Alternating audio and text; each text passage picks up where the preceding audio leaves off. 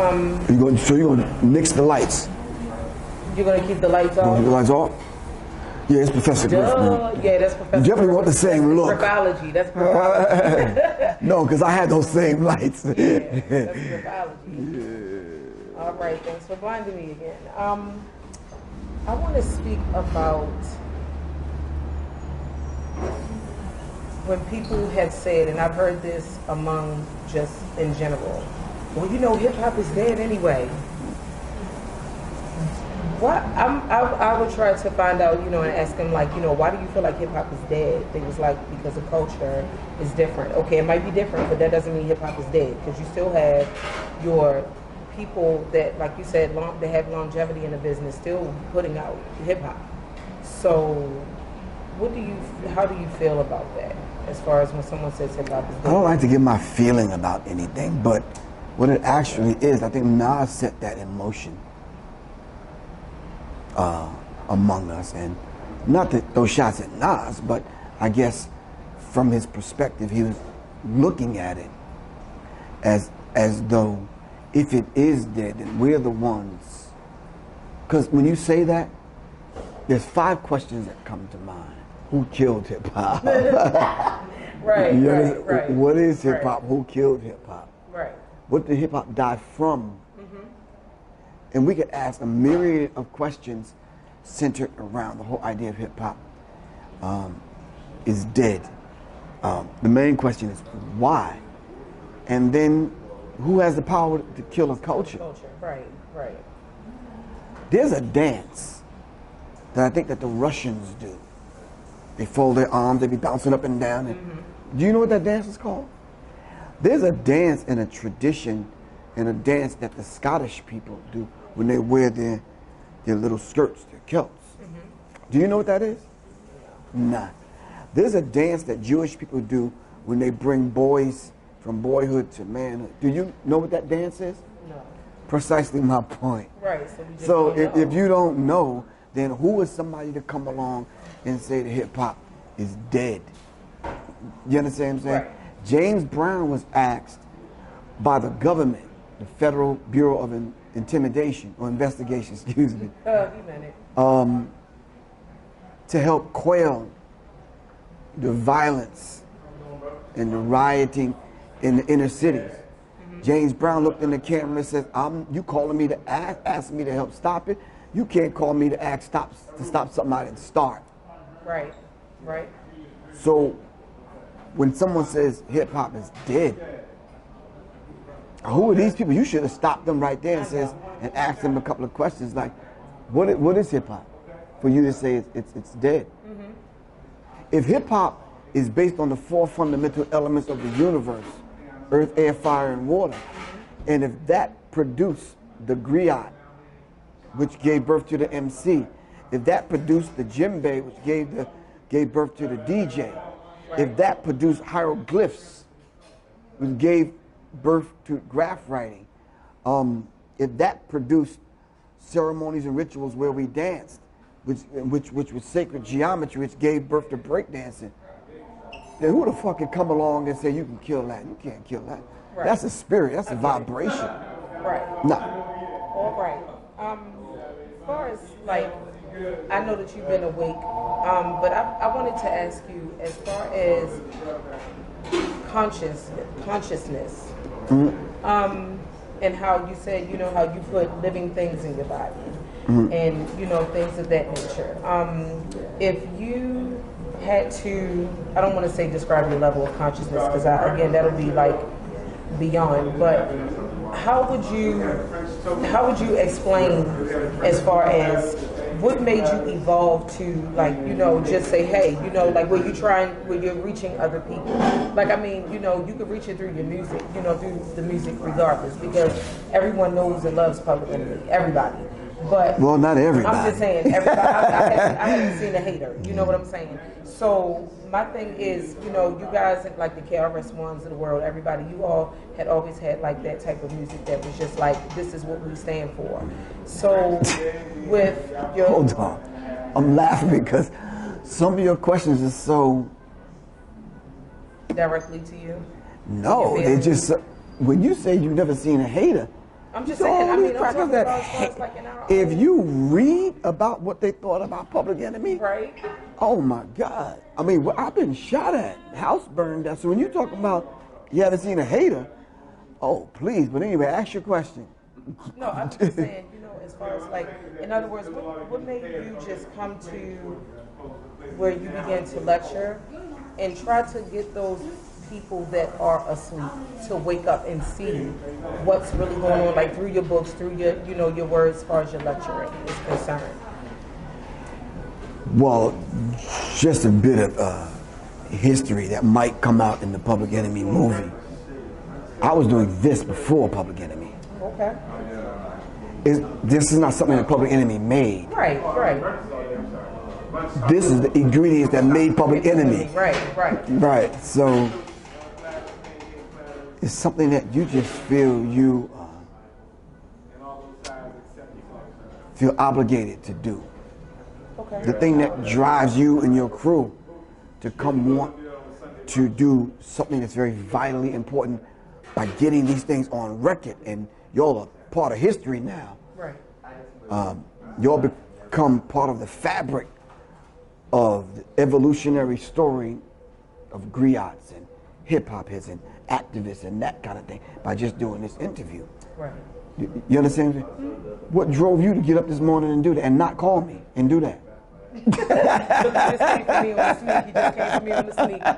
I was supposed to call my But no, it's something that it's something that I really needed to do. Like, I'm 43 years old, and this is now the second time that I've seen you in my, you know, in my face where I can say, hey, you know, how are you? Instead of being at you guys' shows and see you on stage. So that is something that I definitely wanted to do. It's a lot of people, oh, I want to see, you know, that's why I couldn't tell people what I was doing, because you have a lot of people in Baltimore that would like really love to meet Professor Griff. Everything is, oh, I want to meet him, I want to meet him. But I didn't want it to turn into a show, so to speak. That's ironic, because I speak in Baltimore all the time. Yeah, and that's them what I'm saying. people, yeah. I don't see them at the lecture. Yeah, like so I told some of the brothers. Like, if you send things to me, this is what I wanted to tell you too.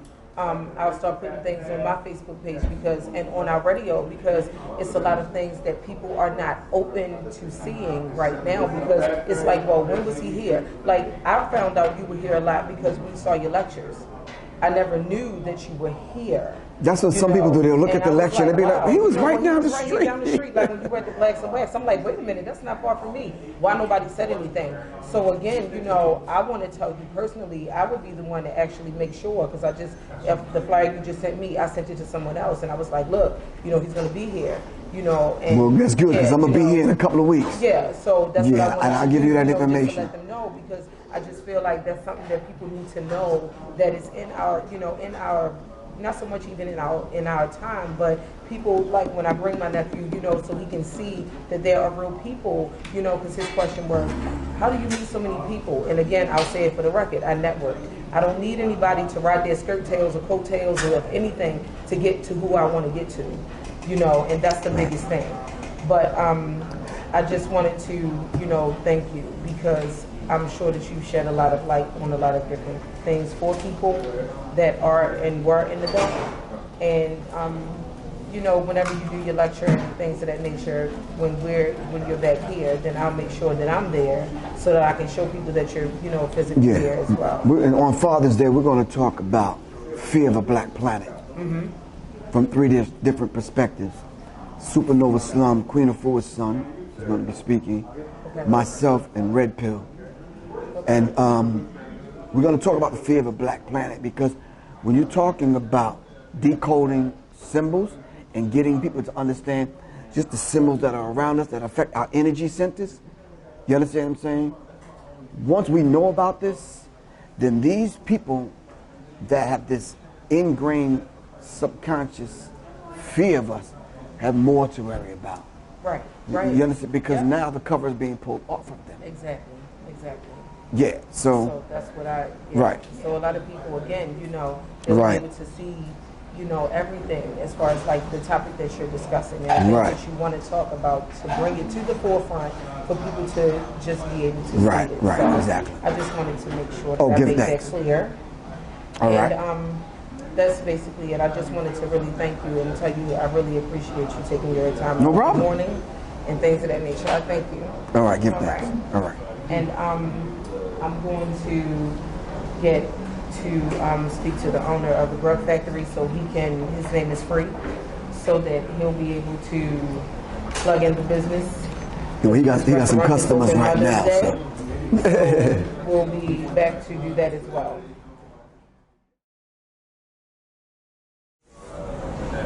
Okay, we're at the Grub Factory, located at 1210 North Charles Street. And this is the owner, Free. That's all I know about. That works. I would like for you guys to listen to how he's a vegan specialty cafe. Yes. So I'll turn it over to you. Thank you. The Grub Factory is a vegan specialty cafe, as she stated. What we do is we bring familiarity to folks that are looking to transition, eat a little healthier. You don't have to sacrifice taste. You know, food's all about taste, texture, nutrition.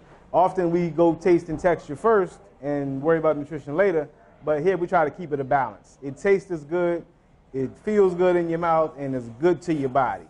You know, I've been a vegan for a combined 18 plus years. So I've had many experiences, many different, you know, just eating a lot of different variety of foods. And I still feel like I've only embarked on maybe 50, 60% of the vegan world. There's just a whole lot out there to be done with food. We have to understand that our tastes have been conditioned based on industries that want to sell us what they have to sell. There are no adults that drink milk in the animal world. Once you are an adult, you stop drinking milk. But we're drinking the milk of another animal after we're adults. So there's just a lot of things that we have been placed in that aren't necessarily our reality. So we're just trying to give you some alternatives and let you know that you don't have to really sacrifice anything. Just come on out, see what we're about. The Grub Factory, 1210 North Charles Street. We make vegan easy. And we're always here to help educate, always here to help. We're always open for suggestions, you know. This is a communally owned business. I wanted to make that point clear. I am one of the owners. Okay. We have a collective that put our money together and put this out so that we can serve the people and serve our organization as well. Is there anything that you would say is your specialty? All of it? Well, I'll say what walks out of here the most is the mac and cheese, our soy-free mac and cheese. It's very cheesy. I mean, people say it's not the best vegan mac and cheese they had. It's the best mac and cheese they've ever had. So that's our specialty. We make our own seitan. Seitan is a meat-like substance that's made from wheat gluten. We make that in-house right here from scratch. So that's one of our specialties. And soon coming, we'll have those smoothies rocking. We'll have those things going for the summertime. Yeah. I would say, is there anything like a vegan smoothie? Smoothies, smoothie queen, like ice cream. Okay. We got the donuts up in here. Some should be here before y'all leave today. Okay. Yeah, so, you know, we got comfort food, and we also have raw, live food. You know, we want to give you the whole spectrum of the vegan world as much as we can in this small little cafe. But the art in here is beautiful. Yes. Who did the art? The artist is Dr. Tunes. He's a local artist. We let him know what theme we were looking for. We gave him some visuals. Some of these are directly replicas off the walls in Kemet, like the Hall of Ma'ati over there. And then there are some renditions like Jehudi there, that 3D rendition of Jehudi on the wall, and of Ma'at here.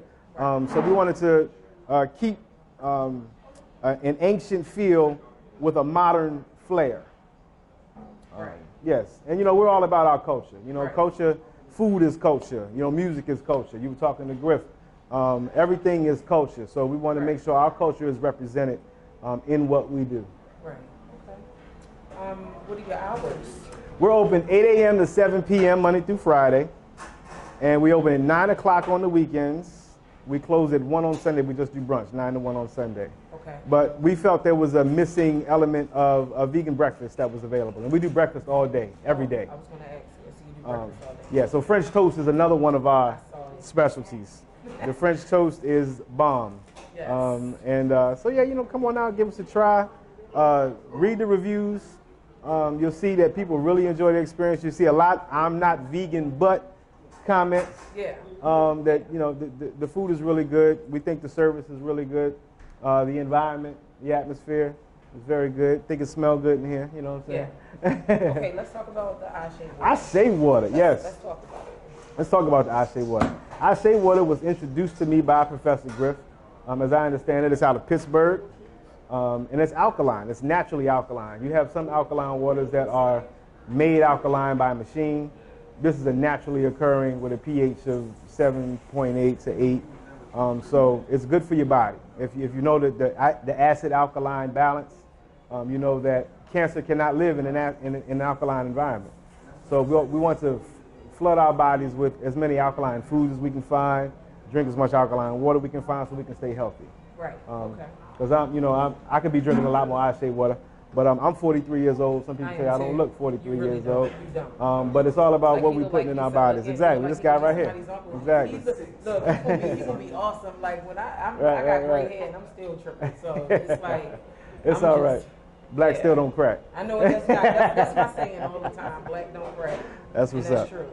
Because when I looked at him, when I saw him the first time, I was like, oh my goodness, he still looks like have you aged? He's on stage, right? Like what living bubble do you have that we need to join you in? Mike gave you his oxygen his tank to sleep in. Yes. He said, let me just preserve this life.